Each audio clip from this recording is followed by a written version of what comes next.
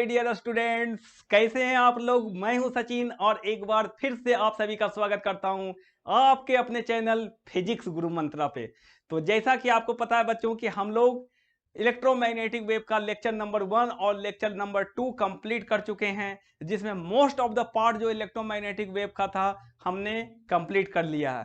तो आज हम लोग एक इंपॉर्टेंट टॉपिक लेकर के आ गए हैं जो कि इस बार क्लास बोर्ड के एग्जामिनेशन में नहीं आने वाला है, वो इस बार के बोर्ड एग्जाम से हटा दिया गया है सिलेबस से। लेकिन जो लोग कॉम्पिटिटिव एग्जाम की तैयारी कर रहे हैं, जो लोग एंट्रेंस एग्जाम की तैयारी कर रहे हैं, जो सीयूईटी का तैयारी कर रहे हैं, एनडीए का तैयारी कर रहे हैं या फिर नीट या जेई एग्जाम्स की तैयारी कर रहे हैं, उनके लिए ये लेक्चर बहुत ही इंपॉर्टेंट है।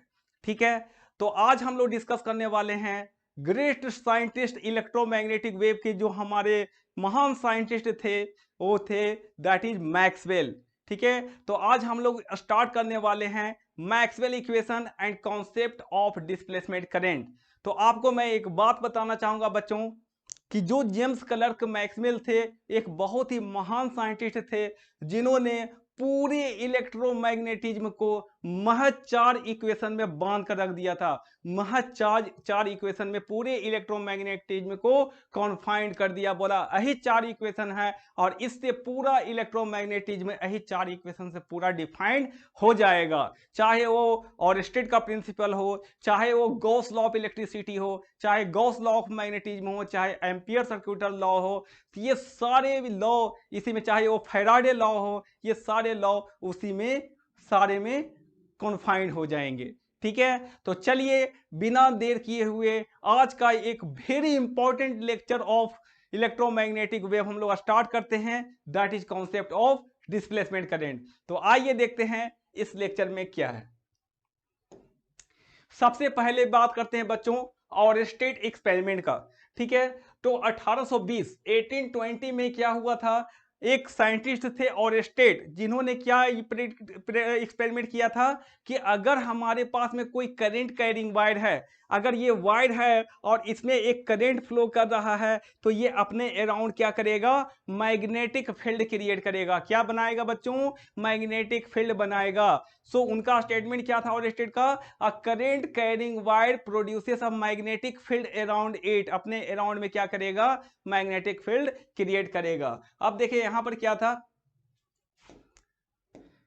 इन 1820 में he discovered sorry he discovered that there is a relationship between electricity and magnetism. 1820 में उन्होंने क्या डिस्कवर किया बच्चों कि कहीं ना कहीं इलेक्ट्रिक फील्ड और मैग्नेटिक फील्ड में क्या है, रिलेशनशिप है ना। कहीं ना कहीं क्या है, हमारा इलेक्ट्रोस्टैटिक्स और मैग्नेटिज्म में क्या है, हमारा एक रिलेशनशिप है। ठीक है, तो अब देखो उन्होंने क्या बताया था, according to him a current carrying wire, क्या बताया था कि current carrying wire produces the magnetic field around it. अगर किसी वायर में करंट फ्लो कर रहा तो अपने चारों तरफ क्या बनाएगा, मैग्नेटिक फील्ड बनाएगा। ठीक है, अब देखो डायरेक्शन ऑफ जो मैग्नेटिक फील्ड, मान लो सपोज दैट ये वायर है और वायर में करंट फ्लो कर रहा है इस डायरेक्शन में। ठीक है, तो डायरेक्शन ऑफ मैग्नेटिक फील्ड इसके अराउंड जो बनेगा उसका डायरेक्शन किसके द्वारा दिया गया, तो राइट हैंड थंब रूल के द्वारा दिया गया। अब क्या करना आपको, जैसे कि करंट के डायरेक्शन में क्या करो, यहाँ पर थंब को रखो और जो है फिंगर को कर्ल कीजिए, है ना। फिंगर को कर्ल करो तो राइट साइड में कहाँ किधर जा रहा है, अंदर की तरफ, और लेफ्ट साइड में क्या क्या आ रहा है, बाहर की तरफ आ रहा है। तो इस करंट कैरिंग वायर के लेफ्ट साइड में क्या होगा, आउटवर्ड मैग्नेटिक फील्ड बनेगा। ठीक है, जिसको हम लोग डॉट से रिप्रेजेंट कर रहे हैं, तो यहाँ पर क्या होगा, हमारा मैग्नेटिक फील्ड आउटवर्ड बनेगा और इसके राइट साइड में क्या होगा, हमारा मैग्नेटिक फील्ड हमारा बनेगा क्या, इनवर्ड बनेगा। ठीक है, कैसे निकालते हैं, राइट हैंड थंब रूल से। अब यहाँ पर थंब को रखो in the direction of current, है ना, आप फिंगर को कर्ल कर कीजिए। ठीक है, तो यहाँ पर देखो राइट साइड किधर जा रहा है, इनवर्ड, और लेफ्ट साइड में क्या जा रहा है, आउटवर्ड आ रहा है ना।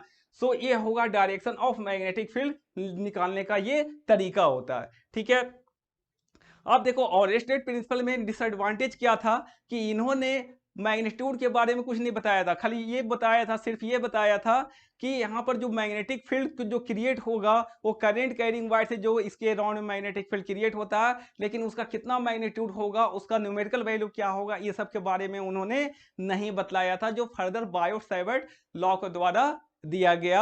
आप पढ़े होंगे बायोट-सावर्ट लॉ के करंट कैरिंग वायर के कारण किसी पॉइंट पर जब हम मैग्नेटिक फील्ड कैलकुलेट करते हैं तो उसका वैल्यू क्या आता है, mu naught by 4 pi ideal sine theta upon R square. ठीक है, तो ये सब तो हम लोग मैग्नेटिक इफेक्ट ऑफ करंट में हम लोग डिस्कस कर चुके हैं। ठीक है, चलिए तो अब यहां पर क्या आ रहा है, the direction of magnetic field is given by, direction of magnetic field is given by Fleming right hand thumb rule. ठीक है, तो ये बेसिकली ऑरेस्टेड का सबसे पहला हमारा एक्सपेरिमेंट था। ठीक है, अब देखते हैं आगे क्या है, आगे क्या है एक्सपेरिमेंट ऑफ ऑरेस्टेड। अब उसने क्या किया था कि यहाँ पर एक बैटरी लिया और बैटरी से कनेक्ट कर दिया, एक मान लो यहाँ पर बल्ब ले लिया, बल्ब को कनेक्ट कर दिया। ठीक है, और यहाँ पर एक स्विच लगा हुआ है बच्चों, यहाँ पर क्या लगा हुआ है, स्विच लगा हुआ है। तो उन्होंने क्या किया, स्विच को ऑन ऑफ किया, फिर क्लोज किया, फिर ओपन किया, क्लोज किया, ओपन किया, और इसके पास में क्या लाया, एक मैग्नेटिक कंपास को। ठीक है, इसके पास में क्या रखा उन्होंने, एक मैग्नेटिक कंपास को रखा।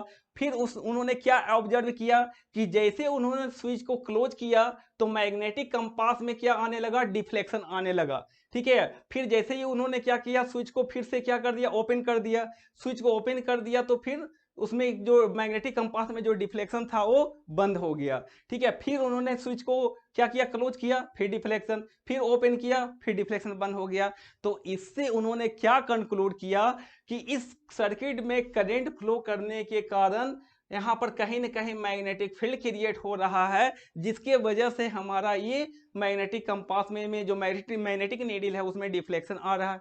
ठीक है, तो यहां से ये प्रूफ हो गया कि current carrying wire produces a magnetic field around it. जो करंट कैरिंग वायर होता है वो अपने अराउंड क्या प्रोड्यूस करता है, मैग्नेटिक फील्ड प्रोड्यूस करता है। ठीक है, सो अब यही लिखा हुआ है यहाँ पर, एक बार देख लेते हैं क्या है हमारा। So whenever the switch is on and off, the current in the circuit changes। ठीक है, जब हम स्विच को क्लोज करते हैं करंट मैक्सिमम हो जाएगा, और स्विच को जब ओपन कर देंगे करंट अगेन जीरो हो जाएगा, फिर क्लोज करेंगे मैक्सिमम, फिर ओपन करेंगे तो ये जीरो हो जाएगा। तो यहाँ पर करंट क्या हो रहा है, चेंज हो रहा है, करंट चेंज हो रहा है, जिसकी वजह से क्या हो रहा है, हमारा यहाँ पे मैग्नेटिक फील्ड क्रिएट हो रहा है। क्लियर है बात, अगर करंट इसमें जीरो होगा तो कोई मैग्नेटिक फील्ड नहीं बनेगा, स्विच को क्लोज करेंगे करंट फ्लो करेगा तभी यहाँ पर मैग्नेटिक फील्ड बनेगा और मैग्नेटिक नीडल में डिफ्लेक्शन आएगा। ठीक है, so whenever the switch is on and off, the current in the circuit changes। He found that whenever the switch is closed, the needle shows deflection। है ना, जब switch को क्लोज किया current flow किया तो needle शो किया क्या, deflection, है ना। and when the switch is opened, switch को ओपन कर दिया, then magnetic needle does not show any deflection, तब मैग्नेटिक नीडल में कोई डिफ्लेक्शन नहीं आया। ठीक है, so from this he concluded that the current carrying wire produces the magnetic field around it। ठीक है, but he did not give any mathematical formulation for the calculation of magnetic field which is further given by Biot-Savart law। इन्होंने उसके magnitude के बारे में या कोई mathematical formulation नहीं दिया था।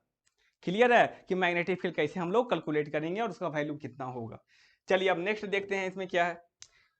अब आते हैं फैराडे, है ना। अब कहानी आती है फैराडे साहब की।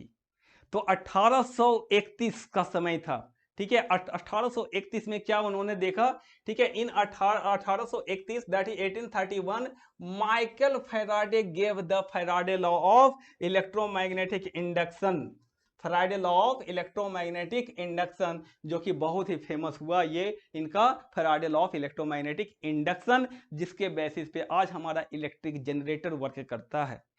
ठीक है, इलेक्ट्रिक जनरेटर वर्क करता है, ट्रांसफार्मर का वर्किंग होता है इलेक्ट्रोमैग्नेटिक इंडक्शन के बेसिस पे। उनका भी प्रिंसिपल क्या है हमारा, उसका भी ट्रांसफार्मर का वर्किंग प्रिंसिपल क्या है, इलेक्ट्रोमैग्नेटिक इंडक्शन। ठीक है, तो अब देखिए फैराडे ने क्या किया, 1831 में माइकल फैराडे साहब ने दिया अपना एक Faraday law of electromagnetic induction. According to him, ठीक है, according to him any change in the magnetic flux, बोला कि अगर मैग्नेटिक फ्लक्स में चेंज होगा, ठीक है, any change in the magnetic flux induces EMF. ठीक है, अगर मैग्नेटिक फ्लक्स चेंज होगा तो उस चेंजिंग मैग्नेटिक फ्लक्स से क्या होगा, ईएमएफ इंड्यूस होगा। उस चेंजिंग मैग्नेटिक फ्लक्स से क्या होगा, ईएमएफ इंड्यूस होगा। उसके लिए क्या किया उन्होंने, एक क्वाइल को रखा यहां पर, ये क्या है हमारा, एक क्वाइल है। अब इस क्वाइल पे क्या किया, एक मैग्नेट को लाया और मैग्नेट को इसके आसपास में क्या किया, मूव करवाया। ठीक है, तो उनका एक क्वाइल और मैग्नेट का एक एक्सपेरिमेंट था। एक क्वाइल को रखा यहाँ पे और मैग्नेट को क्या किया, इसके आसपास से मूव करवाया। मैग्नेट को पहले उसके पास ले गया, फिर उससे दूर ले गया। तो इसके कारण क्या हुआ बच्चों, कि यहाँ पर इस मैग्नेट को जैसे हम इसके पास में ले जाएंगे तो मैग्नेट में क्या होता है, हमारा जो मैग्नेटिक लाइन ऑफ फोर्सेस हैं, outside the magnet flow from N to S pole और inside the magnet flow from S to N pole. क्यों, क्योंकि मैग्नेटिक फील्ड लाइंस जो होते हैं वो ऑलवेज एक क्लोइड लूप बनाता है। क्या बनाता है, क्लोइड लूप बनाता है। तो अब देखो, जैसे ही हमारा यहाँ पर देखो ये लूप है, हमारा ये लूप है, तो मैग्नेट को जैसे मैं इसके पास में ले जाऊंगा तो इसमें क्या होगा, फ्लक्स ज्यादा लिंक करेगा, और फ्लक्स ज्यादा लिंक करेगा तो क्या होगा, चेंज इन फ्लक्स होगा। ठीक है, और अगर हम मैग्नेट को क्या करेंगे, उससे दूर ले जाएंगे तो फ्लक्स लाइन उससे कम लिंक करेगा, तो मैग्नेटिक फ्लक्स क्या हो जाएगा, हमारा चेंज इन मैग्नेटिक फ्लक्स कम हो जाएगा। ठीक है, so according to him change in the magnetic flux, जब भी मैग्नेटिक फ्लक्स में चेंज होगा तो उसके कारण क्या बोला उन्होंने, कि ईएमएफ इंड्यूस होगा। क्या होगा बच्चों, ईएमएफ इंड्यूस होगा। और ईएमएफ क्या होता है बच्चों, ईएमएफ होता है हमारा वोल्टेज। ईएमएफ का मतलब क्या हो गया, वोल्टेज हो गया। इसको फोर्स मत समझना, इलेक्ट्रोमोटिव फोर्स है, नाम है, लेकिन ये क्या है, ये वोल्टेज है। इसका यूनिट क्या होता है, वोल्टेज होता है, के बराबर होता है। ठीक है, चलो अब क्या होगा, यहां पर देखिए, जैसे हमारा फ्लक्स चेंज हुआ, जैसे हमारा फ्लक्स चेंज हुआ तो हमारा क्या हुआ, देखो five E equal to B dot A है। ठीक है, तो यहाँ पर हमारा क्या हुआ, मैग्नेटिक फील्ड चेंज हुआ, है ना, मैग्नेटिक फील्ड चेंज हुआ, और इस चेंजिंग मैग्नेटिक फील्ड के कारण क्या हुआ, ईएमएफ इंड्यूस हुआ। और ईएमएफ इंड्यूस हुआ मतलब क्या हुआ बच्चों, वोल्टेज इंड्यूस हुआ। ईएमएफ इंड्यूस हुआ मतलब वोल्टेज इंड्यूस हुआ। अब इलेक्ट्रिक फील्ड और पोटेंशियल जो वोल्टेज के बीच में क्या रिलेशन है हमारा, E equal to V by L. E equal to V by L मतलब वोल्ट, वोल्ट पर मीटर, वोल्ट पर मीटर, है ना। चलो, इसका मतलब क्या हुआ, यहां से क्या पता चला कि चेंजिंग मैग्नेटिक फील्ड के कारण क्या हो रहा है, हमारा इलेक्ट्रिक फील्ड इंड्यूस हो रहा है। इस चेंजिंग मैग्नेटिक फील्ड के कारण इलेक्ट्रिक फील्ड क्या हो रहा है बच्चों, इंड्यूस हो रहा है। कंक्लूजन क्या निकला, कि changing magnetic field induces electric field. ठीक है, तो माइकल फैराडे साहब ने यह प्रूव कर दिया कि चेंजिंग मैग्नेटिक फ्लक्स या चेंजिंग मैग्नेटिक फील्ड के कारण क्या होगा, हमारा इलेक्ट्रिक फील्ड इंड्यूस होगा। मतलब changing magnetic field produces the changing electric field, है ना। ये प्रूफ हो गया था, उन्होंने माइकल फैराडे साहब ने अपने एक्सपेरिमेंट से इसको प्रूव कर दिया कि changing magnetic field will produce changing electric field. ठीक है, अब यहां पर एक बिग क्वेश्चन था सबके दिमाग में, कि अगर चेंजिंग मैग्नेटिक फील्ड से अगर चेंजिंग इलेक्ट्रिक फील्ड प्रोड्यूस हो रहा है तो क्या चेंजिंग इलेक्ट्रिक फील्ड से भी चेंजिंग मैग्नेटिक फील्ड प्रोड्यूस हो सकता है क्या। ये there was a big question in that era. ठीक है, कि क्या चेंजिंग इलेक्ट्रिक फील्ड से भी चेंजिंग मैग्नेटिक फील्ड प्रोड्यूस हो सकता है। तो एक साइंटिस्ट आए इसके बाद, that is James clerk Maxwell. उनके दिमाग में ये बात आई कि क्या ऐसा हो सकता है, तो उन्होंने बताया कि फिजिक्स में साइमेट्री होता है, पूरा नेचर में साइमेट्री होता है।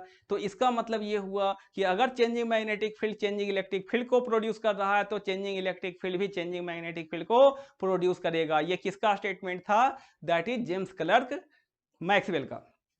चलिए आगे देखते हैं क्या है। अब यहां पर क्या बोला, अब देखो ये फैराडे लॉ का क्या है हमारा statement, that is closed line integral of E dot D L equal to minus of rate of change of magnetic flux. ठीक है, ये क्या रिप्रेजेंट कर रहा है, rate of change of magnetic flux. ठीक है, अब देखिए यहां पर निगेटिव साइन क्यों आया, negative sign comes from the Lenz law. ठीक है, निगेटिव साइन कहां से आया बच्चों, लेंज लॉ से आया, जिन्होंने बताया था क्या, कि जो हमारा ईएमएफ इंड्यूस होगा उसका डायरेक्शन ऐसा होगा कि वो एनी चेंज इन द जो काउच को क्या करेगा, अपोज करेगा, जिसके कारण ईएमएफ इंड्यूस हुआ वो उस काउच को क्या करेगा, अपोज करेगा। और काउच क्या था हमारा बच्चों, चेंजिंग मैग्नेटिक फ्लक्स था। ठीक है, मतलब अगर फ्लक्स जो है इंक्रीज कर रहा है तो उसको डिक्रीज करवाना चाहेगा, और अगर फ्लक्स डिक्रीज कर रहा है तो उसको इंक्रीज करवाना चाहेगा। तो बेसिकली जो लेंज लॉ का जो प्रिंसिपल था वो एनर्जी कंजर्वेशन लॉ पे बेस्ड था। किस पे बेस्ड था बच्चों? एनर्जी कंजर्वेशन लॉ पे बेस्ड था। ठीक है, तो ये निगेटिव साइन जो आया है हमारा फैराडे लॉ में, this is due to the Lenz law. ठीक है, चलिए अब स्टिल वी हैव प्रूव्ड, है ना, still it was proved that Faraday law से क्या प्रूफ हो गया था कि changing magnetic field induces the electric field. Still it was proved bye Faraday law that the changing magnetic field induces electric field. Now a big question arises here that can a changing electric field induces magnetic field। अब ये सबके बात दिमाग में बात आ रही थी कि क्या चेंजिंग इलेक्ट्रिक फील्ड भी चेंज मैग्नेटिक फील्ड को प्रोड्यूस कर सकता है। अब देखिए यहां पर क्या हुआ, सबसे पहले मैं डिस्कस कर लेता हूं यहां पर एम्पियर सर्क्यूटल लॉ को। एम्पियर सर्क्यूटल लॉ क्या बोला कि अगर किसी लूप में करंट फ्लो कर रहा है आई, ठीक है, तो अब इसका लेंथ क्या है, हमारा लूप का एल है, तो स्मॉल स्मॉल डीएल के कारण हम निकालेंगे। ठीक है, तो इसका जो निकाला गया दैट इज सर्कुलेशन इसको बोलते हैं। ठीक है, या बोलते हैं closed line integral of B dot DL equal to mu naught और इनटू आईसी। आईसी क्या है? जो कंडक्शन करंट इसमें क्या है, फ्लो कर रहा है। क्लियर है बच्चों? So B dot DL equal to mu not into IC, ये क्या था, हमारा एम्पियर सर्क्यूटल लॉ था, है ना। अब देखो यहां पर बी क्या रिप्रेजेंट कर रहा है, बी रिप्रेजेंट करता है मैग्नेटिक फ्लक्स डेंसिटी को, मैग्नेटिक फ्लक्स डेंसिटी को रिप्रेजेंट करता है, और इसका यूनिट क्या होता है बच्चों, वेबर पर मीटर स्क्वायर, जिसको हम लोग क्या बोलते हैं, टेस्ला। क्या बोलते हैं बच्चों? टेस्ला बोलते हैं। तो मैग्नेटिक फ्लक्स डेंसिटी का यूनिट होता है टेस्ला। अब देखिए यहां पर मैग्नेटिक फ्लक्स डेंसिटी और मैग्नेटिक फील्ड इंटेंसिटी, एच क्या रिप्रेजेंट कर रहा है, मैग्नेटिक फील्ड इंटेंसिटी को। ये दोनों में ये रिलेशन होता है B equal to mu not into H. ठीक है, तो एच का वैल्यू क्या हो जाएगा, बी बाई म्यू नॉट होगा। तो ये इक्वेशन मॉडिफाइड होकर के ये आ जाएगा H dot D L equal to I C. ठीक है, वेयर बी क्या है, मैग्नेटिक फ्लक्स डेंसिटी, और एच क्या है, मैग्नेटिक फील्ड इंटेंसिटी को रिप्रेजेंट कर रहा है। ठीक है, ये एम्पियर्स सर्क्यूटल लॉ था। अब नेक्स्ट देखते हैं, उसके बाद जेम्स क्लर्क मैक्सवेल साहब आए, है ना, and he told that the changing electric field can also produce the magnetic field. he predicted the existence of electromagnetic wave. इन्होंने इलेक्ट्रोमैग्नेटिक वेव का प्रेडिक्शन किया कि इलेक्ट्रोमैग्नेटिक वेव नाम का भी कोई चीज होता है। क्लियर है बात? ठीक है, अब उसके लिए उन्होंने क्या किया, एक एक्सपेरिमेंट किया कि एक पैरेलल प्लेट कैपेसिटर लिया, है ना, और पैरेलल प्लेट कैपेसिटर लिया और उसमें क्या किया, उसको बैटरी से कनेक्ट कर दिया, उसको वी वोल्ट के बैटरी से कनेक्ट कर दिया। जैसे ही हम इसको कनेक्ट करेंगे तो क्या होगा बच्चों, कैपेसिटर विल स्टार्ट चार्जिंग, है ना। इस पे क्या होगा, हमारा करंट फ्लो कर रहा, मतलब इधर पॉजिटिव चार्ज फ्लो कर रहा, क्योंकि पॉजिटिव चार्ज के फ्लो के डायरेक्शन में ही हमारा कन्वेंशनल करंट फ्लो करता है। तो इलेक्ट्रॉन किधर फ्लो कर रहा होगा, इसके अपोजिट में फ्लो कर रहा होगा। ठीक है, तो जैसे ही हम इसको बैटरी से कनेक्ट करेंगे तब क्या होगा, धीरे धीरे यहाँ पर क्या होगा, पॉजिटिव चार्ज का एक्युमुलेशन क्या होगा, बढ़ते चला जाएगा। यहाँ पर नेगेटिव चार्ज क्या होते चला जाएगा, बढ़ते चला जाएगा। इसका मतलब ये हुआ कि पहले क्या हुआ, ये पॉजिटिव चार्ज बढ़ रहा, यहाँ पर नेगेटिव चार्ज बढ़ रहा। इसका मतलब क्या हो रहा है, हमारा यहाँ पर इलेक्ट्रिक फील्ड डेवलप होगा। ठीक है, from positive plate to negative plate, तो इस डायरेक्शन में हमारा क्या है, हमारा इलेक्ट्रिक फील्ड है ना, इलेक्ट्रिक फील्ड। अब उन्होंने क्या किया कि यहाँ पर एक मैग्नेटिक कंपास रखा।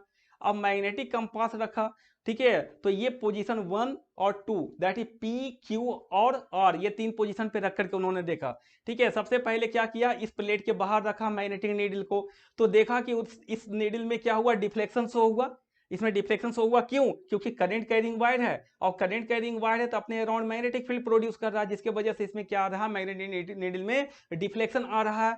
ठीक है, चलो यहाँ पर तो डिफ्लेक्शन आ रहा तो ठीक है, क्योंकि इन्हें नॉर्स्टेड साहब ने भी बता दिया था कि current carrying wire produces the magnetic field. अब यहाँ पर देखो, फिर उन्होंने क्या किया, यहाँ पे रखा आर पॉइंट पे मैग्नेटिक कंपास को, फिर यहाँ पर भी देखा कि क्या हो रहा है, डिफ्लेक्शन शो हो रहा है, even in the same direction में शो हो रहा है, जिस डायरेक्शन में यहाँ पर मैग्नेटिक नीडल डिफ्लेक्ट कर रहा था उसी डायरेक्शन में यहाँ पर भी मैग्नेटिक नीडल डिफ्लेक्ट करने लगा। अच्छा, उसके बाद में क्या किया उन्होंने, फिर कैपेसिटर प्लेट के बीच में रखा मैग्नेटिक नीडल को। फिर उन्होंने देखा, क्या देखा बच्चों, ये तो अचंभा वाली बात हो गई। क्या देखा उन्होंने कि जो मैग्नेटिक नीडल जो है अभी भी डिफ्लेक्शन शो कर रहा है, अभी भी डिफ्लेक्शन शो कर रहा है। अब उनके दिमाग में बात आया, अरे ये कैपेसिटर प्लेट के बीच में तो फ्री स्पेस है, वैक्यूम है, ठीक है, तो अब इसके बीच में कैसे डिफ्लेक्शन शो हो रहा है मैग्नेटिक नीडल का। ठीक है, अगर मैग्नेटिक नीडल डिफ्लेक्शन शो कर रहा तो कहीं ना कहीं कैपेसिटर प्लेट के बीच में मैग्नेटिक फील्ड है, तभी तो डिफ्लेक्शन शो कर रहा।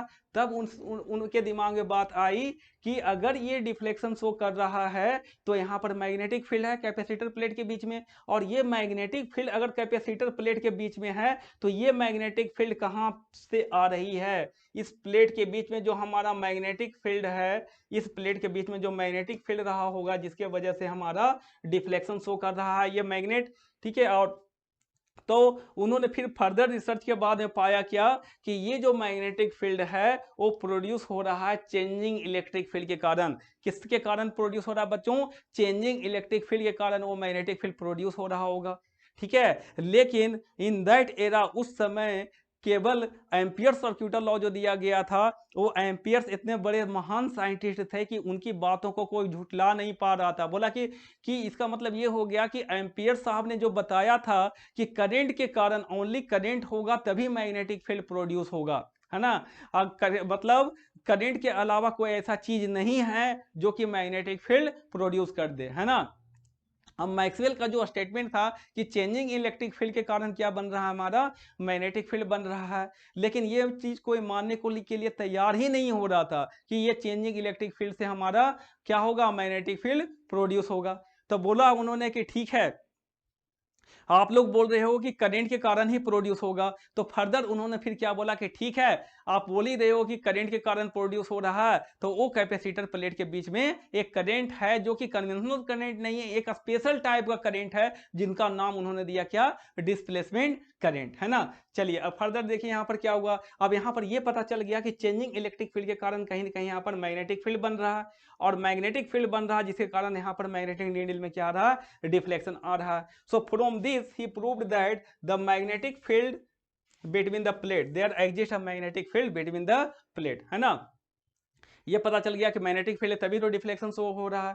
ठीक है, अब यहाँ पर देखो पैरेलल प्लेट कैपेसिटर का जो कैपेसिटेंस होता है वो क्या होता है बच्चों, epsilon not into A by D. ठीक है, अब देखिए अब इंटरेस्टिंग स्टोरी स्टार्ट होता है। So applying the ampere circuital law, है ना।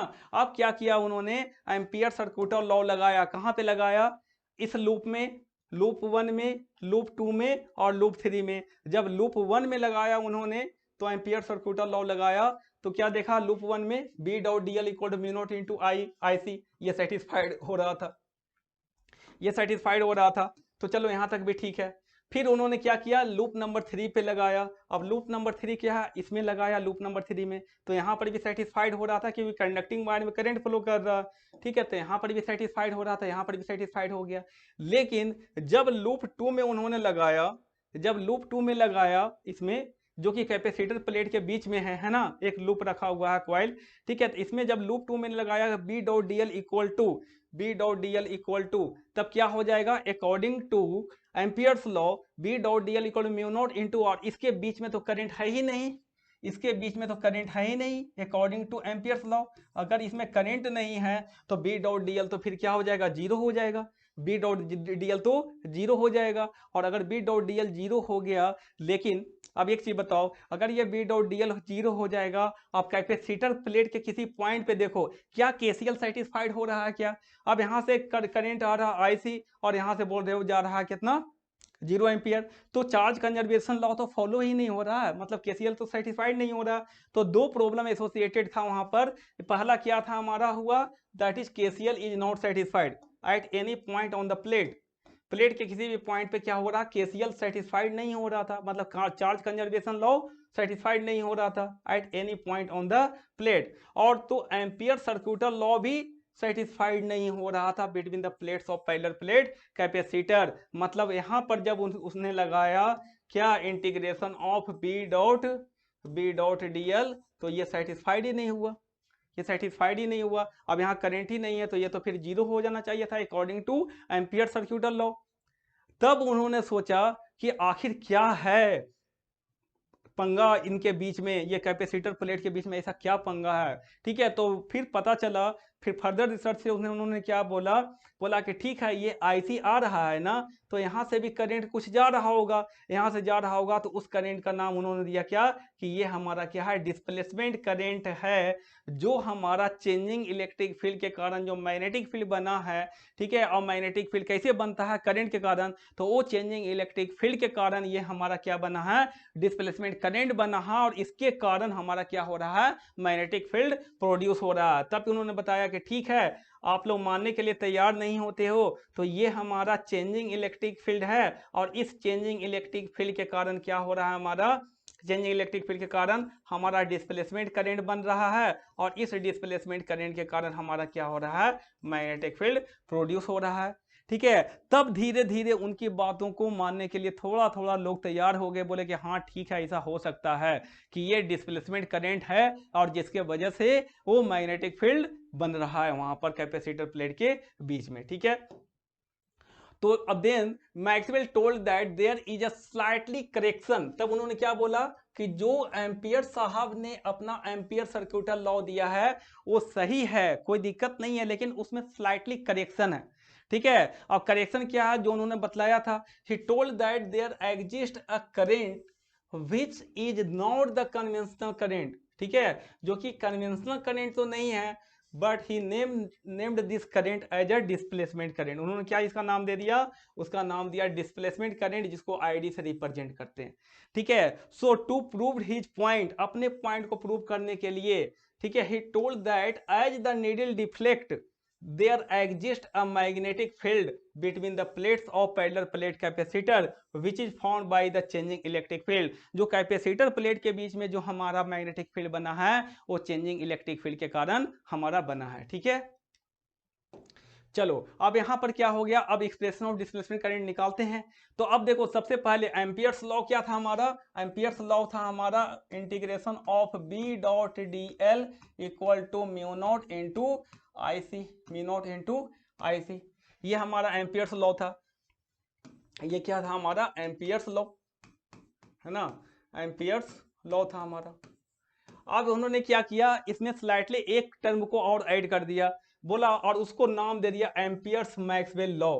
ठीक है, बोला एम्पियर साहब जो आपका B dot D L equal to mu not into I C है, इसमें एक टर्म को आप और ऐड कर लो। ठीक है, कौन सा टर्म को, जो हमारा ये एक्स्ट्रा टर्म आ गया, ये हमारा एक्स्ट्रा टर्म आ गया जो कि डिस्प्लेसमेंट करंट को रिप्रेजेंट कर रहा।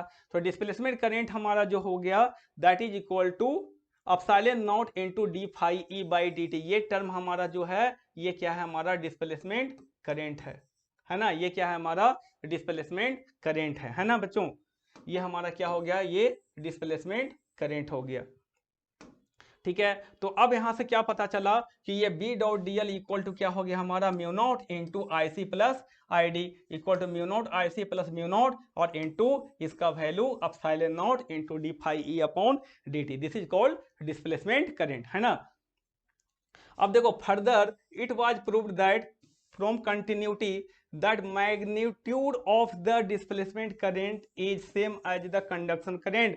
बाद में ये पता चला कि यहां से जो कंडक्शन करंट का मैग्नीट्यूड है वो डिस्प्लेसमेंट करंट के मैग्नीट्यूड के ही बराबर है, that is I D equal to क्या है, आईसी है। और होना भी चाहिए भाई, करंट अगर फ्लो कर रहा, जितना करंट आ रहा उतना करंट बाहर निकलना चाहिए, तो आईडी का वैल्यू तो ऑब्वियसली आइडियली होना चाहिए बराबर किसके, आईसी के बराबर होना चाहिए।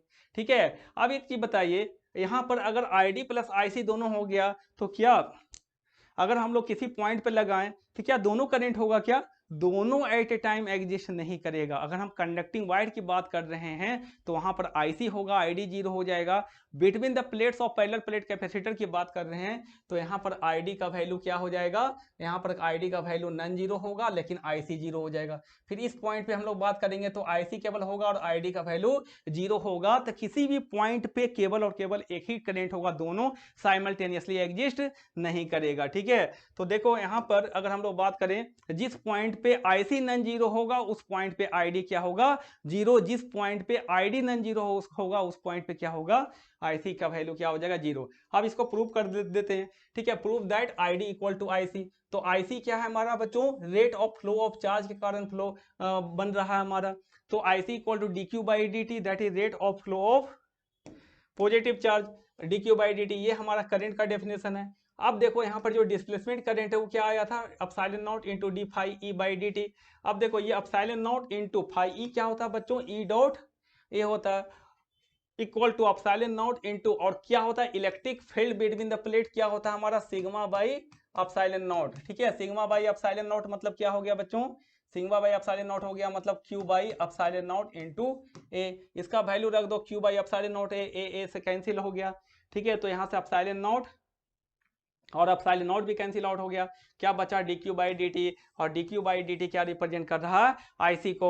सो यहाँ पर प्रूफ हो गया क्या, IC equal to I D, है ना, कि मतलब वो कंडक्शन करंट और डिस्प्लेसमेंट करंट का मैग्नीट्यूड आपस में बराबर होता है और दोनों कंटिन्यूअस वे में फ्लो करते रहता है, ठीक है, सर्किट में पूरा, ठीक है। तो ये हमारा था concept of displacement current. I think आपको समझ में आ गया होगा अगर आपने लेक्चर को बहुत ही ध्यान से देखा होगा, ठीक है। तो बस इस लेक्चर में इतना ही, और आपसे हम मिलेंगे अब नेक्स्ट लेक्चर में एक न्यू टॉपिक के साथ, एक अच्छे टॉपिक के साथ। तब तक के लिए thank you very much and all the best.